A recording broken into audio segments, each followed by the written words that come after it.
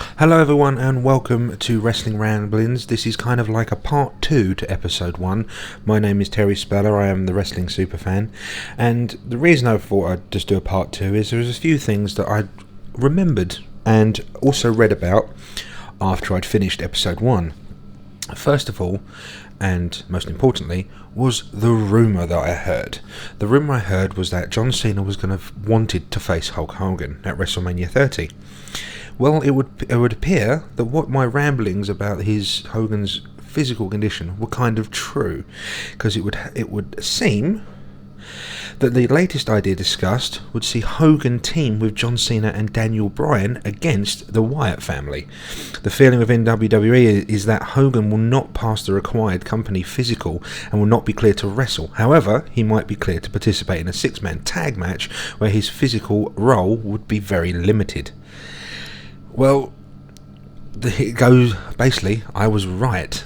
It looks like Hogan is just in no fit state to wrestle at all, ever again, properly. However, they're quite happy to stick him in a 6-man tag match where he will spend half the time, or most of the match, on the apron, letting Daniel Bryan, who's the superior wrestler out of all of them, do all the work, and John Cena come in to get John Cena's pop.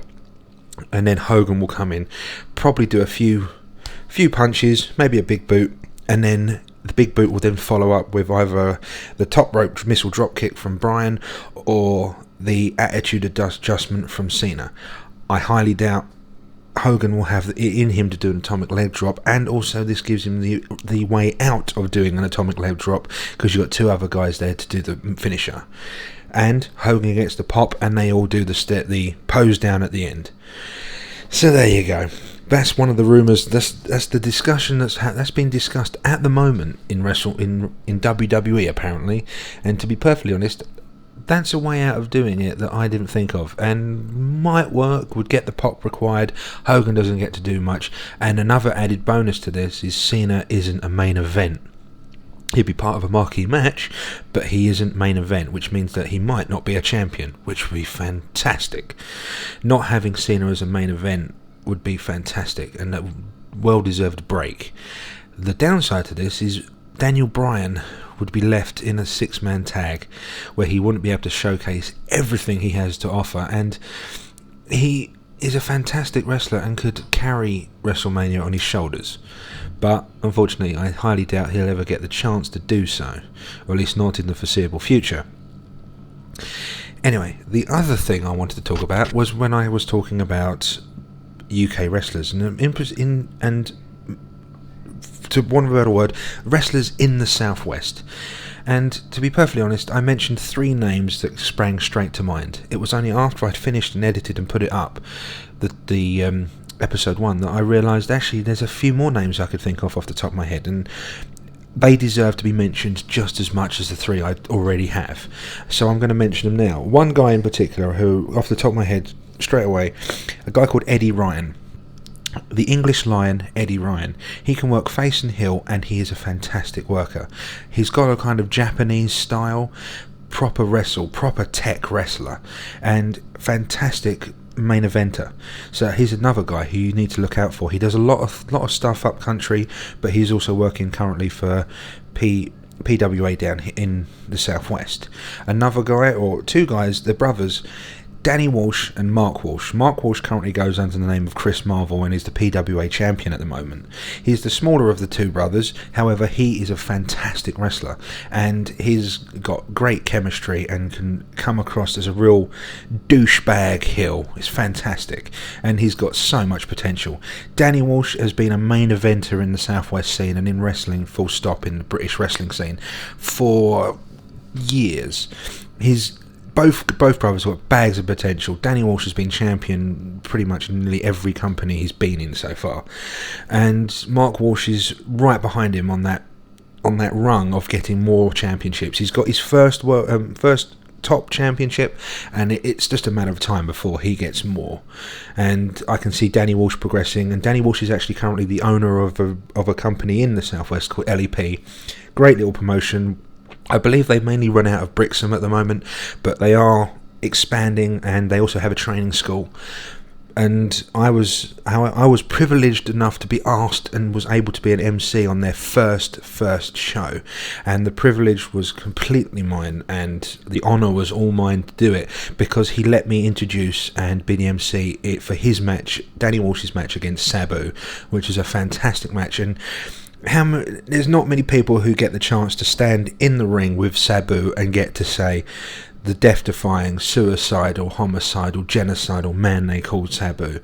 There is not many people who get to stand in the ring and utter those words. And I tell you what, I'm an MC. I'm not a wrestler. God knows the adrenaline that goes through a wrestler's body when they're in the match, but I got such a buzz being able to announce that match, and that's something I'll always tip my hat off and say thank you to Danny Walsh for letting me do. So yeah, the Walshes, Mark Walsh, Danny Walsh, fantastic tag. They are a tag team as well as singles wrestlers, and fantastic as well. Another guy who runs his own promotion called Pride. His name's Darren Xavier. He runs his promotion fantastically. I mean, they are coming up so well. The production values are amazing. Their internet content is second to none at the moment. So keep an eye on Pride, and also Darren Xavier is their top. I believe he's their top guy, or one of their in the top brackets. But he's also the owner of the company, and he's also someone to watch out for. Another guy also works exclusively, I think, or extensively for Pride, but also for occasional other company as well. Is a guy called Ultimo Tiger, a great up and comer. A good high flyer, good technical guy, another guy to look out for. I'm going to be a bit biased here, and I apologise to people out there who will say I'm a bit biased, because he's my boss to a degree. John Harding. The guy is a great tech wrestler. He's also a trainer, and a very good trainer as well. He's been taught by nearly everyone on the UK scene, and he's been around for 12 years, I think it is. And John Harding is a great wrestler. He can do tech and he can do high flying. He's just a good all-around wrestler, and he can have some fantastic matches. And if you get to see a match with John Harding versus UK Dominator, there's something to just sit and enjoy. If you want to watch and take notes of how to put a match together, if you want the complete textbook wrestling match of heel versus face, what to do, what not to do, everything, watch a John Harding versus UK Dominator match. It is like reading the A to Z of wrestling. It's something great to watch and behold. So yeah, John Harding.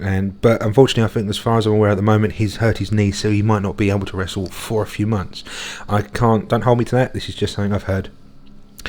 And yeah, I have to say it because he's also my boss. Another guy who is also part of a tag team is a guy called Nick Riley. Nick Riley, I saw have a last man standing match with PJ Jones at a DCW event, and they didn't just tear the roof off, they set it on fire and ripped and spat on it afterwards. It was a fantastic match. PJ ended up getting busted open halfway through the match after Nick forced PJ's head into some stairs. The match ended with Nick Riley delivering a top rope powerbomb to PJ Jones, and PJ couldn't answer the count of 10. It was a fantastic match. It was one of those matches that I said in episode 1 that you watch. I think I said in episode 1, I can't remember. But anyway, it's one of those matches you watch and you sit there, and no matter how much you might know about wrestling, you will sit there and you'll forget that it's fake. You'll forget that it's all predetermined. You'll forget that you've just been probably out back talking to both guys. You'll forget all that, and you'll sit there and you'll find yourself jumping out of your seat and popping every time you need to, and every time something happens. You'll forget that it's all predetermined. You'll forget about all of that, and you'll become a fan all over again. And that match was one of them. And Nick Riley was a face in that match, and PJ Jones was the heel. But that's one thing. But now Nick Riley is now a heel. He turned and is now a heel, and he's with a group of two other guys. One is Big Daddy Bainsley. I cannot for the life of me, and I apologise wholeheartedly that I cannot remember the name of the other guy, because I've never actually watched the other guy wrestle. All I've ever seen is Nick Riley and Big Daddy Bainsley. I've only ever seen those two wrestle. I've never seen the third guy, but they are under the name of the Magnums, one of the sleaziest tag teams out there. Leopard print trunks and sticking their crotch in everyone's face, doesn't it? It's just they are the sleaziest tag team out there at the moment, and one of the sleaziest gimmicks, and it's getting over with the crowd so well, and people are booing them, and at the same time they're liking them at the same time, which is fantastic when you have that mixture of people love to hate you, and when you do something you make them laugh and they go, actually, yeah, that was pretty sleazy but funny with it, and they're doing a fantastic job. So anyway, yeah, this is me saying sorry to anyone sorry if I've forgotten now your names, and I apologise. I'm just giving you the list of a few names off the top of my head that I think are people to look out for, people to watch, and if you see them on a card, go to see that show, because they are fantastic to see. And yeah, well, like I say, just watch, look out. If you are in a town that has a local wrestling promotion, go to that local wrestling promotion, give them your money, enjoy the shows, because you will. I promise you will enjoy their shows.